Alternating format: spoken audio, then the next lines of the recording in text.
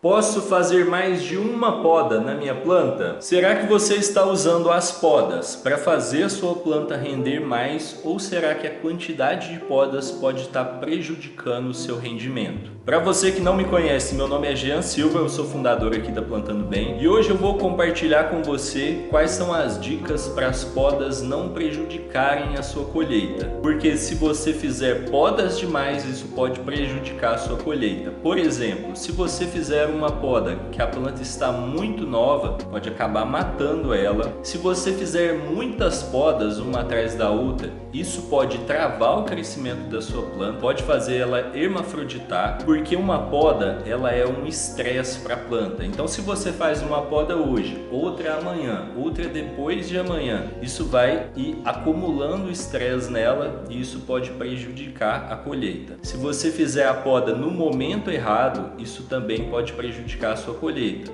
Porque se você fizer a poda na floração ou muito perto da floração, vai fazer com que a sua planta floresça com o galho cortado e isso faz você ter um rendimento menor. Então vamos lá, quais são os momentos certos para você fazer a poda? No caso, vamos falar aqui de podas de ramificação, aquelas podas para fazer a sua planta ter mais galhos e com isso ela rende mais, com isso você tem um rendimento maior. A primeira dica de todas é: espere o momento ideal para você fazer a primeira poda. A primeira poda ela deve ser feita entre 10 e 15 dias de vida da planta, em plantas fotoperiódicas e em plantas automáticas. Em plantas fotoperiódicas, essa poda até pode ser feita depois, mas em plantas automáticas não pode. Ela só pode ser feita entre 10 e 15 dias de vida e essa é a única poda de corte que pode ser feita na planta automática.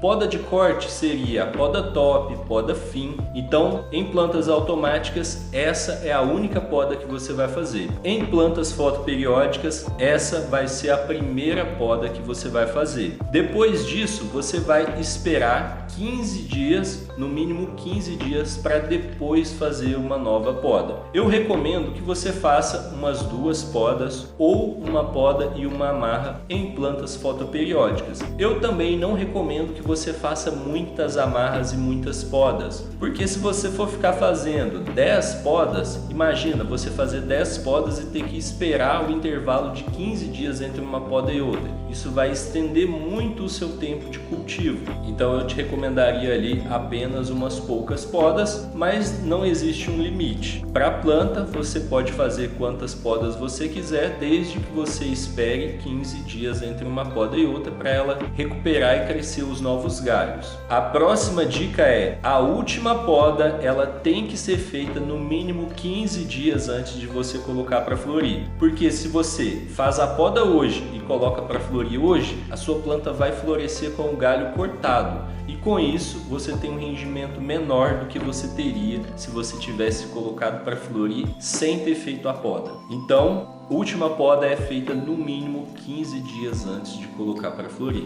Todas essas podas que eu falei aqui, elas são feitas na fase vegetativa. Na fase de floração, a única poda que você vai fazer é a poda Lollipopping, que é a poda de limpeza dos galhos e folhinhas de baixo que não estão pegando luz. Essa é a única poda. As outras podas você não vai fazer nenhuma na fase de floração. Amarras, ela é diferente das dicas que eu falei aqui. A amarra não entra nessas dicas que eu falei aqui nesse vídeo de hoje, beleza? A amarra, ela não precisa de intervalo. A amarra, ela pode ser feita na floração, ela pode ser feita antes de colocar para florir, porque a amarra, ela é de baixo estresse. Desde que ela não quebre o galho, a planta não vai ter problema ali com a amarra em nenhum momento. Beleza? E agora vem a dica mais valiosa de todas. Se você quer ficar livre do prensado e ter colheita de flor linda e resinada sem ficar perdendo tempo com plantas travadas, amareladas, que não dão uma boa colheita, sem ter que ficar gastando horas e horas por aí tentando aprender como cultiva, testando, errando, aprendendo na prática ali, você pode pegar o método passo a passo comprovado que já funciona e ficar livre do prensado. Para você fazer isso é só você clicar aqui no primeiro link aqui da descrição.